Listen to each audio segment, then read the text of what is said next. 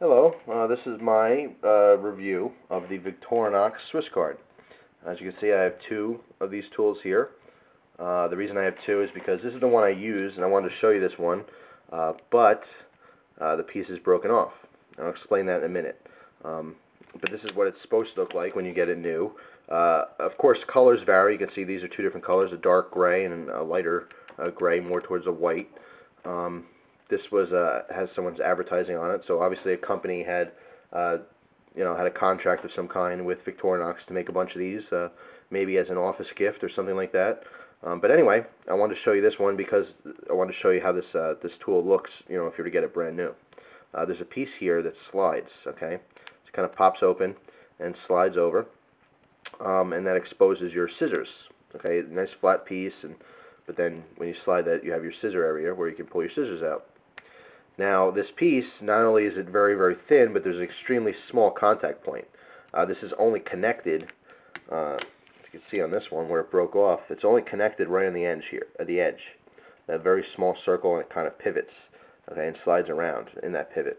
So being that it's connected in such a small area, and the fact that it's such a thin piece to begin with, it was prone to breaking off. I think it's prone to breaking. Being that this is advertised, this tool is advertised to be worn in your pocket or to be carried in your wallet, you would think that they wouldn't have such a fragile part. But mine broke off. That is the one negative thing I'm going to say about this. I didn't like that, but it's not a big deal for me. It really didn't matter for me that much. It doesn't serve the purpose of keeping anything in. If I shake this pretty hard, none of the tools are going to fall out. You don't have to, it's not keeping the scissors in at all. So it's not a big deal to me. The reason it broke, and I'll tell you right now, I carry this in my wallet in the front. I have kind of a nylon wallet. I used to carry a leather wallet, but actually I switched to this. I like this material a little more. But I have a front pocket here. Okay, it fits perfectly. And by the way, this tool will fit in any of your pocket. Standard wallet, any of the compartments inside will fit fine, just like a credit card. But I have a front pocket that zippers shut, okay? So I can get to my tool without opening my wallet. So I like that convenience. But because I keep this in my wallet, and I'm like most men, I keep my wallet in my back pocket, so I'm constantly sitting on my wallet and what's in it, which is this tool in this case. So in sitting on it constantly, the pressure on and off, eventually just popped this piece right off. Okay, and it didn't break really. It popped off. I popped it back on, but it was never the same. It was always loose, and it kept falling off on me, so it was a nuisance. So I decided to just throw it out. Like I said, it wasn't serving much of a purpose besides cosmetically, in my opinion. But anyway, I want to get right into the tools here. You have, let's see, you have your knife. This slides in and out really easily. There is a nail pick here. For some reason yours is tight and you can't slide it with your finger. You can just use the nail pick to pop it out.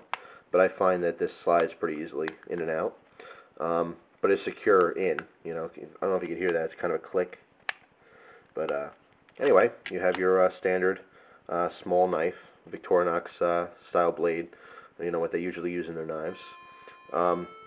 It's a good knife for opening your mail. Small cutting tasks. Let's say you have a loose string in your shirt. You might want to cut it off with this instead of ripping it off. You can mess up your shirt that way, or any kind of clothing. It's a very thin blade, like most Victorinox blades. So I do recommend that you do not use this for very heavy cutting tasks, just because you have that chance of snapping it off. But because it's so thin, it's a very good slicer. So again, it's your first tool, your knife. It's great to have a backup knife. If you already carry a knife, it's good to have another small backup blade. If you don't carry a knife at all, this is one way you can carry a knife. It's just good to have. The next tool here you have is scissors. Okay. Obviously, as you can see, because I'm missing that piece, the scissors they slide right out. Okay. Victorinox style scissors. Very common. You have this spring piece in here that keeps the tension. So when you're cutting with the scissors, when you let go, it opens up again. Very simple, just like you would normally have in your regular Victorinox Swiss Army knife. It has one finger hole. Now this barely fits on the tip of my finger.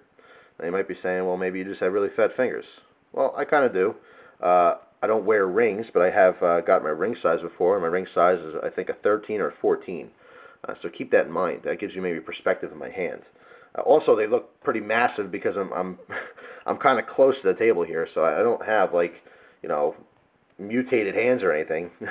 I'm just it's very it's a close up, you know. Uh, but anyway, I just did want to mention that, but I don't put my finger through it anyway. I hold it like this to use the scissors.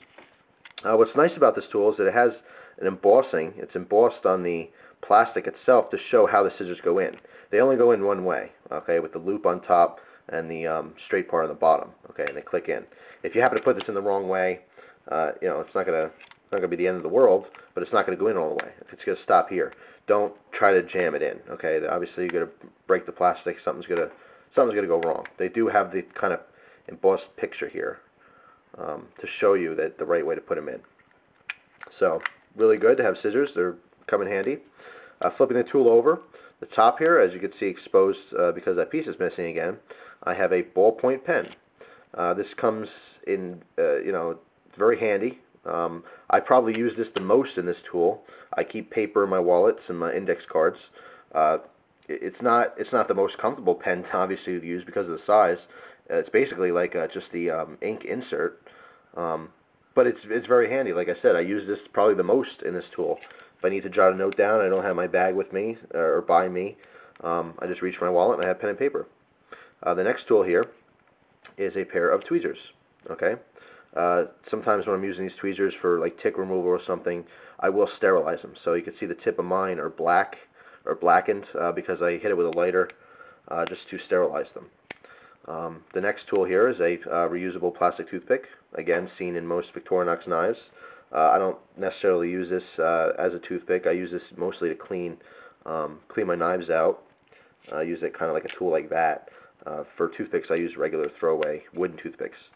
The next tool is, again, very common on Victorinox knives, the combination nail file and screwdriver tip. This tip can be used for small to medium-sized flathead screws, as well as Phillips head screws. The very last tool, which is almost unseen, okay, you can barely make it out. It's just a very small shiny dot, and that is the tip of the pin. It's a pin, the pin head. Not to be confused with a threading needle, but rather just a pin. You have a flat head, okay, and then in pulling it out, you just have a pin tip. You know, good for a lot of uses. Maybe popping a blister or something of that nature. Again, that's why you see this tip is blackened, because that's probably what I used it for. I don't really remember, but I did want to sterilize it at some point for some reason. So anyway, you have your pin. That's basically the tools in this multi-tool, but you also do have the two ways of measuring. The front here, you have on top, measures centimeters.